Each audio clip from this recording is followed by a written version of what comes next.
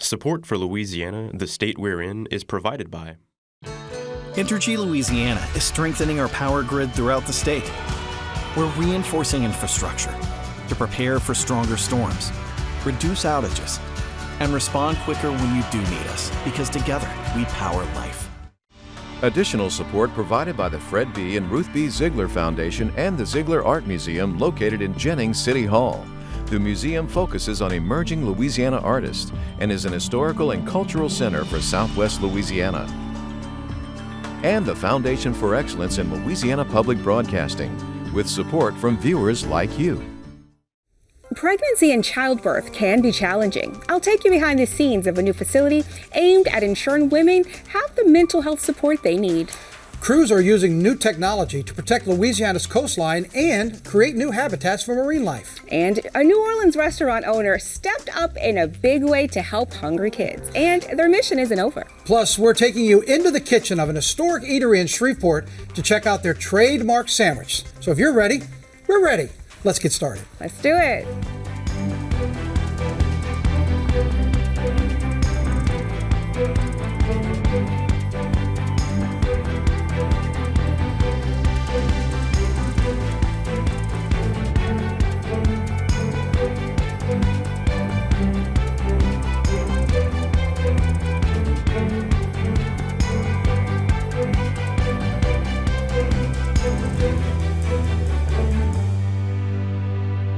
Hi everyone, I'm Dorothea Wilson. Karen is taking some well-deserved time off. And hopefully she is relaxing. And I'm Victor Howell. Hi everyone. Much more on those top stories and more coming up in a moment on this week's edition of Louisiana, the state we're in.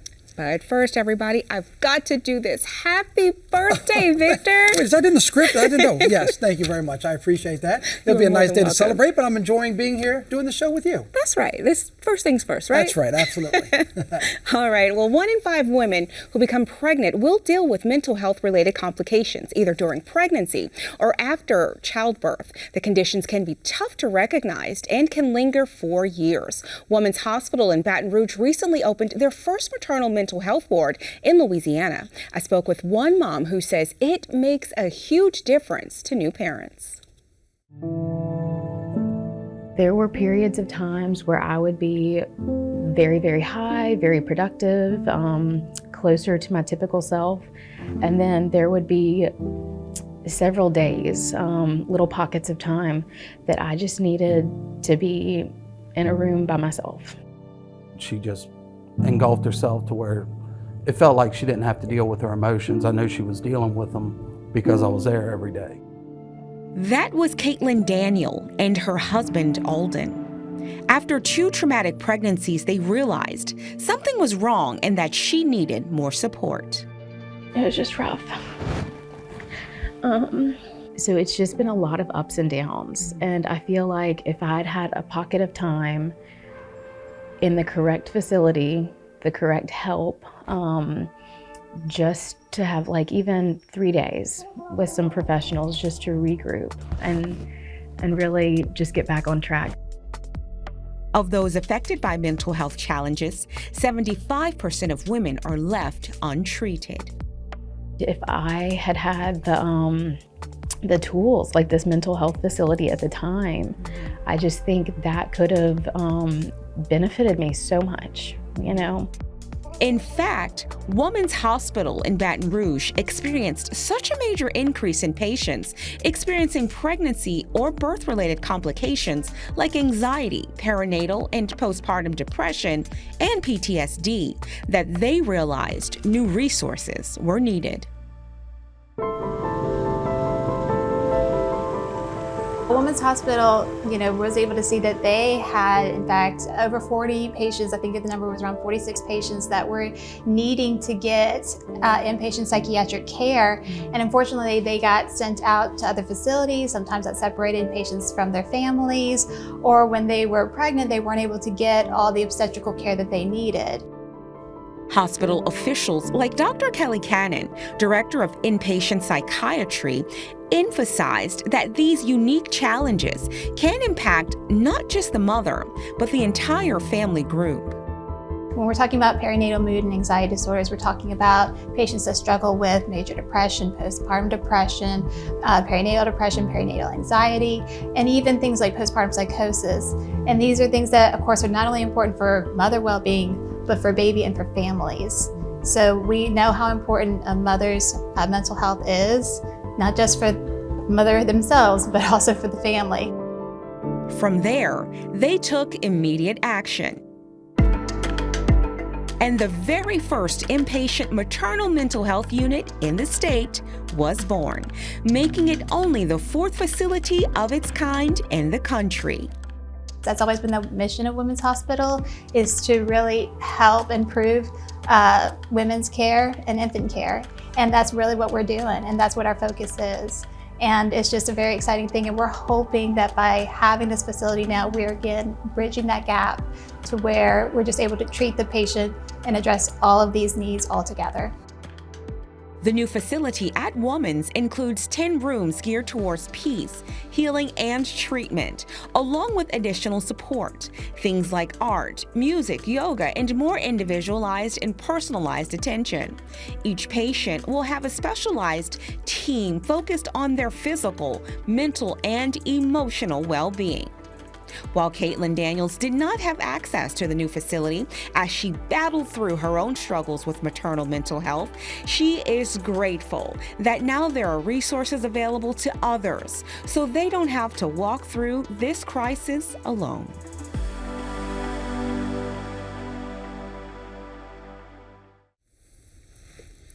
Now, Victor, let's talk about what's trending. Now, I thought last week was interesting, but this week we've got some really cool things going on. There's been a lot happening this week, Yeah. and we're going to start in the sports world with the big announcement and the big reveal for the 2025 class of inductees for the Louisiana Sports Hall of Fame. It is another tremendous class with a lot of big names being honored in Natchitoches next summer. Here's a look at the 2025 class. Some names you might be familiar with, including head coach Danny Broussard, boys basketball at St. Thomas More. He's been coaching for 41 seasons, is the 7th all-time in the nation for career wins, and 3rd among active coaches. How about LSU gymnast April Burkholder, a 14-time All-American? She won 108 individual titles, the 2nd most in school history. And in the WNBA, 2-year All-Star Vicki Johnson out of Louisiana Tech, who played 13 seasons as a pro in the WNBA. Yeah, that's right, Victor. And don't forget about Joe Sherman, who is Louisiana's all-time winningest college baseball coach with 34 seasons as Delgado's head coach. Dale Weiner, 35 years as a football or a high school football coach, best known as head coach at Catholic High in Baton Rouge until his retirement. And he led the school to 18 district titles and ranked 6th all-time for Louisiana coaches. And former LSU standout Andrew Big Whitworth, who played 16 years in the NFL for the Bengals and the Rams, winning the Super Bowl with Los Angeles. A big congratulations to all of them and all of the names that you saw on your screen for being the new inductees, and you'll definitely see and hear more about them next year here on LPB when we once again cover the purple carpet and the induction ceremonies from Natchitoches. I'd like to say, go Demons. I did graduate from Northwestern. Very good. And how about those Saints? Who dat? They're going into their 3rd game this weekend against the Eagles. They led the NFC South going into week 3, and Alvin Kamara this week was named the NFC Offensive Player of the Week after scoring 4 touchdowns against Dallas. Now, about that win against Dallas, maybe you heard about this, speaking of the Saints. FEMA had a little accident this week. They sent out a press release declaring a, quote, major disaster following the Saints' 44-19 win over the Cowboys. Cowboys fans said it was a disaster, right? But not to FEMA.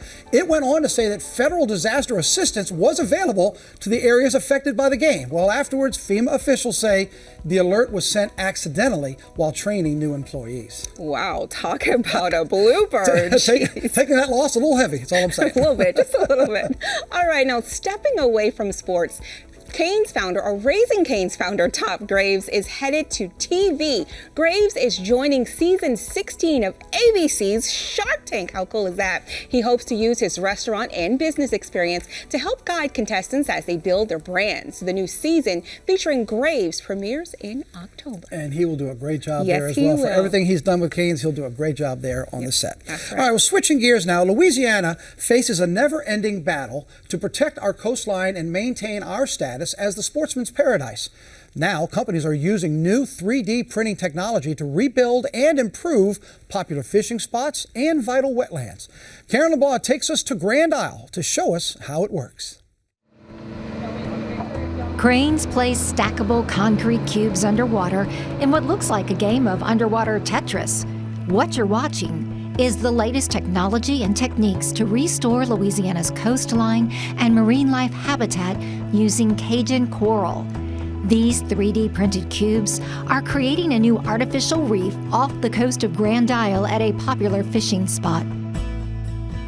Coastal Conservation Association's Reef Louisiana program partnered with Raising Cane's founder Todd Graves to fund the new reef, which replaces a decommissioned oil and gas platform known as Hotel Sid, located just east of the Barataria waterway.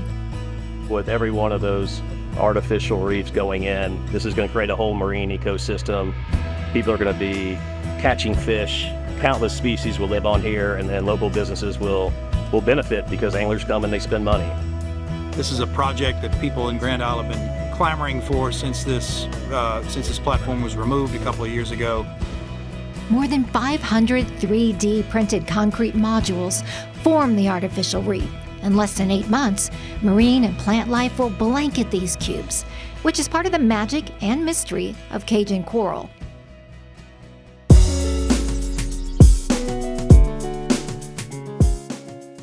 So now that you've seen Cajun coral going into the water, we're going to show you how it's made behind the scenes. We're here at Natrix Center of Excellence here at Danos with the Natrix CEO, Leonard Nelson.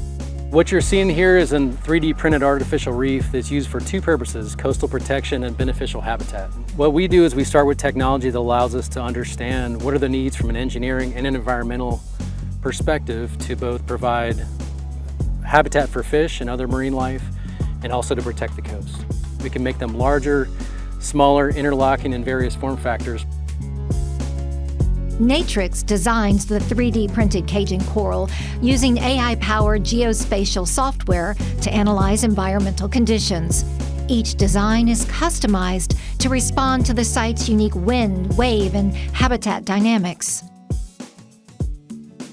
So this technology really had its start right here in Louisiana. So 4 LSU graduates actually developed this proprietary and patented technique that is injection-based. So what we're seeing here are custom control bores that allow us to precisely dose the mix with water in order to create a custom shape. Danos makes the Cajun coral at its site in Amelia. Here, large tanks hold the exoform mixture of sand and cement, which is shipped directly to the site via the Intercoastal Waterway.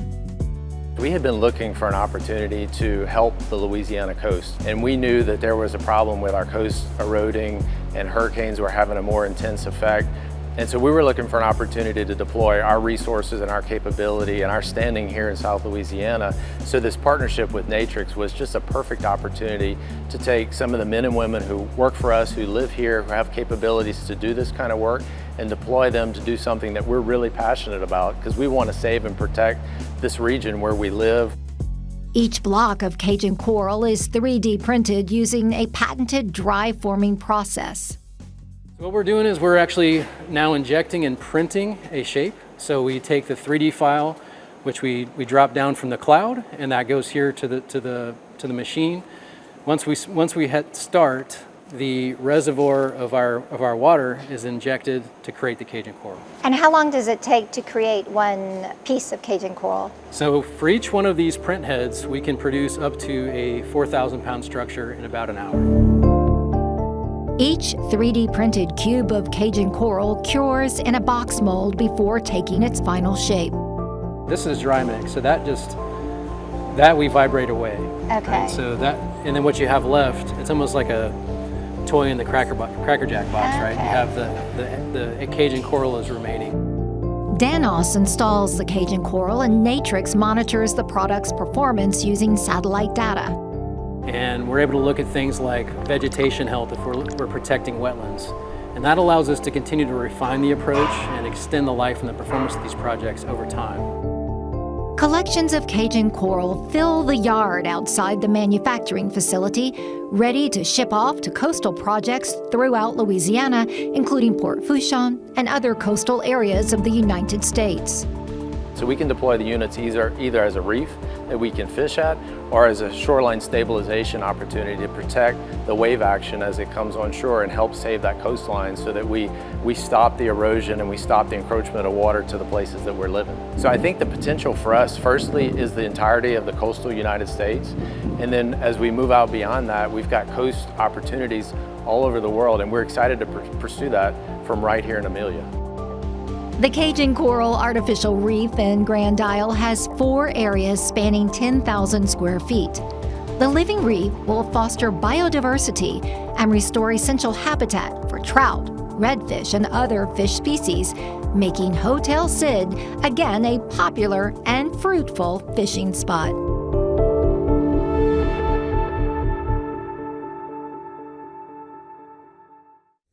A New Orleans restaurant owner stepped up this summer when it looked like Louisiana lawmakers would cut funding for a summer food program. The Toups family delivered more than 70,000 meals to food insecure families, and now they plan to expand to another vulnerable group in Louisiana.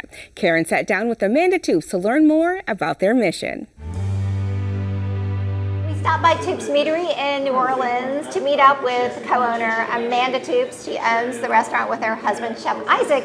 And this summer, they have been doing some good deeds, and that is feeding those in need. So, Amanda, how did the summer feeding project go? It was amazing. I try not to get emotional about it because I learned so much. But this year we took on a massive project, and that was 533 food insecure children across 200 families across 45 routes throughout the city. And we delivered 70,500 meals since June 4th. Why did you spring into action? What happened at the policy level that made you take action? Well, at first it was the legislature denying the extra SNAP benefits for the summertime. So I had to really sit down and look at it. The children are missing breakfast and lunch 5 days a week across the month. That's 40 meals. And then whenever both sides of the aisle did shame the legislature into taking it, it was both sides of the aisle. It wasn't just Democrats or Republicans. I sat down and read the legislation, and then I got really angry. And all they were offering these moms was $40 a month to replace 40 meals. And I don't know about you, but I haven't fed myself for $1 in a long time. McDonald's doesn't even have a $1 value menu anymore. It's almost impossible for them to have healthy meals for $1. So, and then I went back and re-looked at when my children were eating school lunch, they were charging me $4 a meal.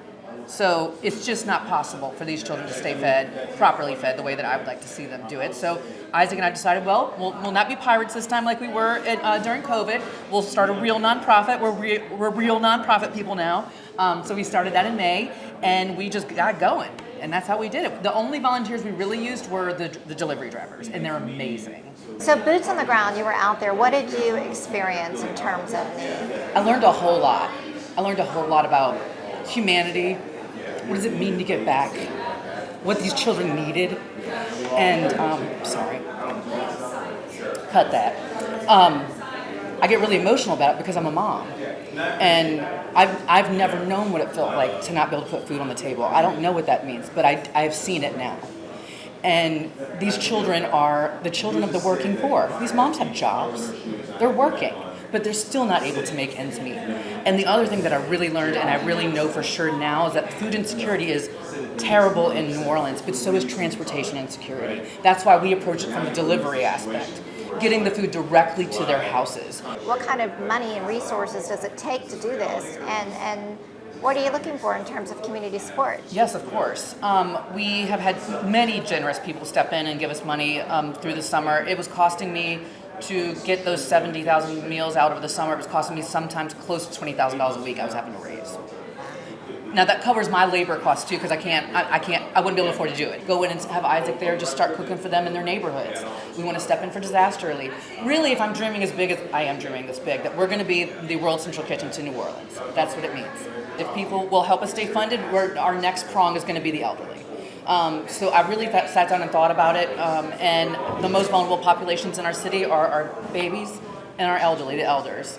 And they've worked their whole lives to have not have a social safety net It's not fair. So I think if Toups Family Meal can step in and provide some nutritious meals to the elderly, and as well as we can get back up and running, we're gonna tackle the kids again. We have a bunch of holiday initiatives that we're gonna do for the families that we've now identified. I want to reach. So it's the New Orleans Jazz and Heritage Foundation. That's what it is.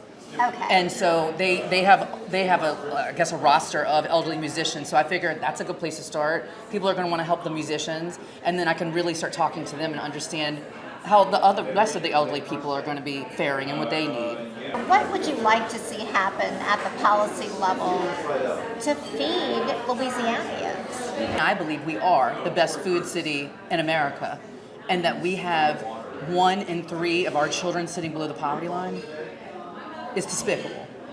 There needs to be a better social safety net for the human beings that live in this city that we love so much, because what makes New Orleans great are people. So that's what I would like to see. If you would like to help support us, please visit our website at www.toupsfamilymeal.com. Every donation counts. I've had someone send me $1 that made me cry. I had somebody send me $1,000 that made me cry, and that dollar meant just as much to me as the $1,000. Speaking of food, Fertitta's Deli in Shreveport is more than a place to grab a quick bite. It's a cultural and social touchstone going back nearly 100 years. Karen's back and brings us behind the counter and into the kitchen to see what makes Fertitta's trademark sandwich stand out from the rest.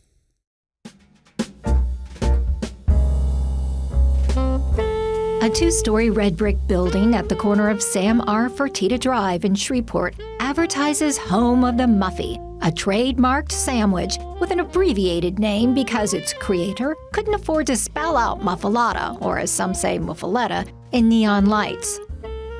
Fertitta's Deli is Shreveport's oldest family-owned restaurant, continuously operating at the same location since 1927. This is the olive salad, and that's what I'm saying. It's different from your New Orleans style because we chop ours. Everything is chopped, and we use a little bit different spices in ours than they do, and that makes the difference. And we call it Papa Fertitta's olive mix. So it was actually my grandmother's recipe. Inside, Agatha Fertitta McCall makes the signature sandwich with its secret sauce, an olive mix, and a closely guarded family recipe. Her grandfather, an Italian immigrant, built the building in 1927 as a neighborhood grocery store. Agatha's father, Sam, took over the store in 1949, renaming it Fertitta's, and in 1960 started selling the muffalata bread from New Orleans. He made him a sandwich on it. And we had a customer come in from the United Gas Company. He said, Mr. Fertitta, I want to buy some imported food, some olives and some cheeses and stuff. And so Daddy said, sure. And he says, but I've made this sandwich. He says, kind of like a New Orleans muffaletta, but not exactly, because I had to heat it because the bread had been frozen. So he said, why don't you try it? So the gentleman did. And he told Daddy, he said, that's the best sandwich I've ever eaten in my life. And he said, you ought to make these muffaletta. So Daddy says, no, I don't want to be in the sandwich business. I just want to sell the bread. Word spread of the delicious Fertitta sandwich, and customers came pouring in. The Muffy became a culinary sensation, sparking an unintended business for the Fertitta family. What is the difference between a Muffy and a muffaletta? Okay. It's like apples and oranges. The original muffaletta from Central Grocery is made cold. They put all Italian meats and Italian cheeses on it. And they use an olive salad that they make, and it's mainly like big chunks of green olives and the jordaniere, which is a vegetable, and doesn't have any black olives in it. And it's a real thick olive oil base. Ours is all chopped up, and we do use some of those products, but we also put black in ours, but I can't tell you the complete recipe because it is a secret of the family. We put cotto salami and a ham, and we use mozzarella cheese, and we heat ours in the oven. Instead of the sesame seeds on top, they put like a corn dusting. So it's a little different, but I have a lot of people who like the corn dusting because if they have health issues and can't eat seeds, it helps them out so they can come in and eat my sandwich.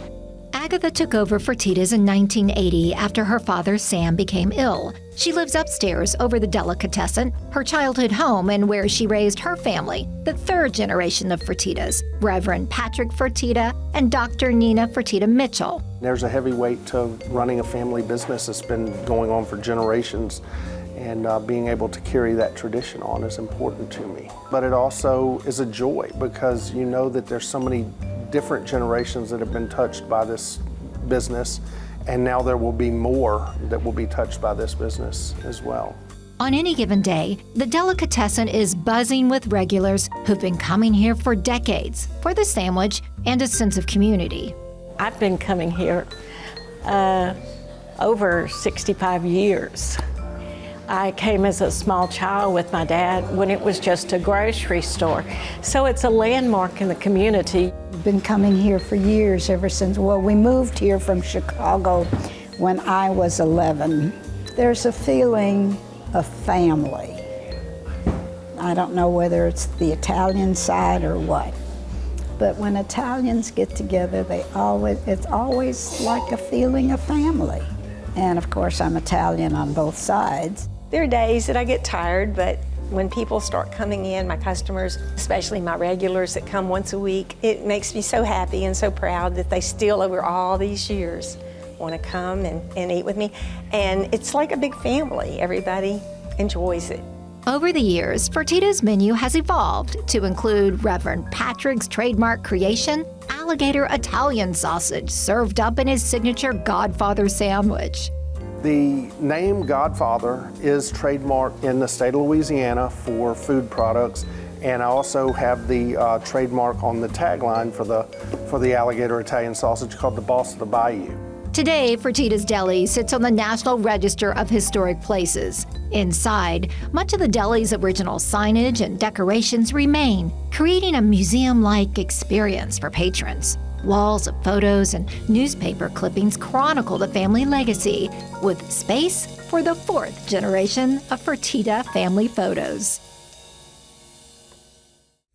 That's our show for this week. Remember, you can watch all things, anything LPB, anytime, wherever you are with our LPB app. And on the app, you can catch LPB news and public affairs shows, as well as other Louisiana programs you've come to enjoy over the years. And please, take a quick second and hit that like button for LPB on Facebook, on X, and on Instagram. And for everyone at Louisiana Public Broadcasting, I'm Dorothea Wilson. And I'm Victor Howell. Until next time, that's the state we're in.